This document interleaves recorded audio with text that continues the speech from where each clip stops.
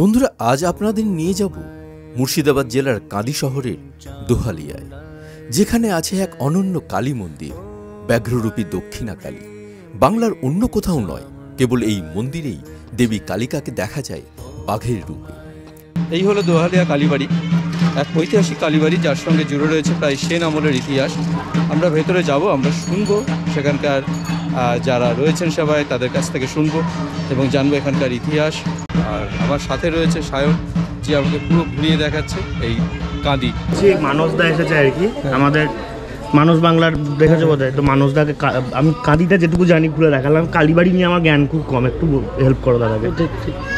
প্রায় 1000 বছর আগে সেন বংশের রাজা বল্লাল সেনের আমলে এক পরিব্রাজক সন্ন্যাসী দোহালিয়ার জঙ্গলে ধ্যানে বসেছিলেন।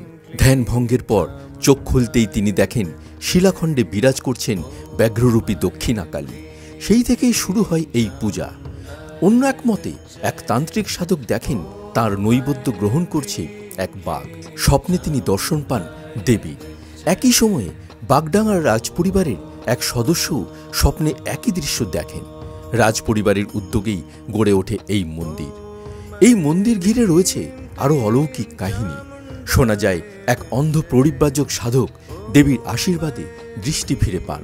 সেই থেকে বিশ্বাস করা হয় এই মন্দিরের পুকুরে স্নান করে এবং মন্দির সংলগ্ন গাছের শিকড় নিলে দৃষ্টি ফিরে পাওয়া যায়।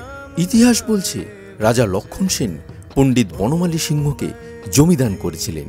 বনমালী সিংহ এখানে কালী মন্দির প্রতিষ্ঠা করেন।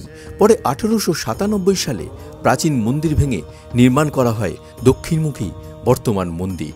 আজও শিলার উপর বিরাজমান ব্যাঘ্ররূপী দক্ষিণা কালী সোনার চোখ ও জিভে অলঙ্কৃত। দেবীর ভোগে থাকে ভাত, ভাজা, মাছ, পায়েস, মিষ্টি এবং বিশেষ দিনে খিচুড়ি পোলাও। এটা মুর্শিদাবাদ জেলার সবচেয়ে প্রাচীনতম মন্দিরের মধ্যে একটা। যখন ফতেহ সিং পরগনা ছিল, ফতেহ সিং পরগনার রাজধানী ছিল কান্দি। সেই কান্দির ইষ্ট দেবী হচ্ছে এই আমাদের দোহালিয়া দক্ষিণা কালিকা এবং ইষ্ট দেব হচ্ছে পঞ্চমুণ্ডী শিব। আর এই যে শিব মন্দিরগুলো দেখছেন, এর যে ইতিহাস পাওয়া যায়, এটা সেন যুগে বল্লাল সেনের সময়কার তৈরি। সবচেয়ে প্রাচীন যেগুলো আমাদের ভারতবর্ষের মন্দির পাওয়া যায় বা আমাদের এই মুর্শিদাবাদ জেলার মধ্যে, তার মধ্যে এটা অন্যতম। আর আমাদের এই মায়ের যে বিশেষত্ব হচ্ছে, মা এখানে চোখের জন্য বিখ্যাত।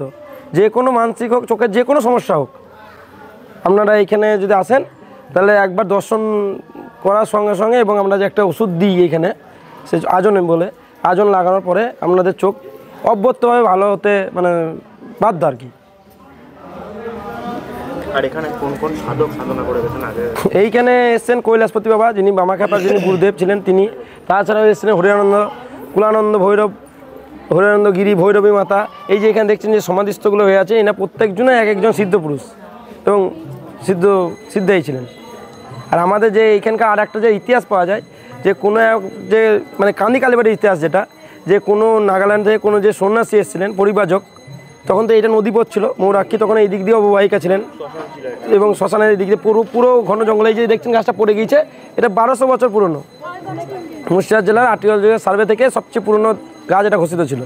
তা সেই সময়তে ইনি যেতে যেতে এখানে তপস্যা করতে লাগেন, গভীর জঙ্গল দেখে মায়ের দর্শন করেন এবং তখন ওনার চোখ চলে গিয়েছিল। এবং সেইখান থেকে আমাদের যে আজনের উৎপত্তি, সেখান থেকে ওনাকে স্বপ্নদৃত্য দেয় এবং স্বপ্নদৃত্যের পরে আজনের উৎপত্তি হয়। আপনার নাম? আমি গিরিশ পান্ডা, আমি কান্দি কালীবাড়ির সেবাই। আমার ফোন নাম্বার হচ্ছে 7384622973। পঞ্চমুণ্ডী আসন যেটা, মামাখ্যাপার যিনি গুরুদেব ছিলেন, উনি এখান থেকে উনি সিদ্ধি লাভ করেছিলেন। এইটা হচ্ছে সেই পঞ্চমুণ্ডী আসন। ও, এটাই। আচ্ছা আচ্ছা আচ্ছা।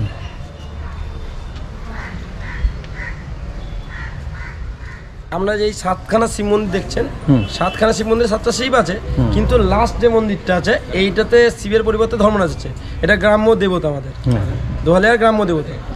যে কান্দি যে জায়গা, কান্দিতে 5টা গ্রাম নিয়ে গ্রাম্য গঠন হয়, রূপপুর, ছাতিনা, কান্দি, তার মধ্যে দোহালিয়া একটা পড়ে, তার মধ্যে এটা হচ্ছে গ্রাম্য দেবতা আমাদের। এই মন্দিরের আরেক বৈশিষ্ট্য হল কালী পূজার রাতে দোহালিয়া গ্রামে আর কোথাও পূজা হয় না। গোটা গ্রামের ভক্ত সমাজ একত্রিত হন কেবল এই ব্যাঘ্ররূপী দক্ষিণা কালীর মন্দিরে।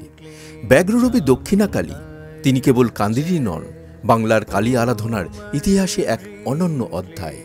ভক্তির শক্তি, বিশ্বাসের অলৌকিকতা আর হাজার বছরের ঐতিহ্য আজও জীবন্ত এই মন্দির।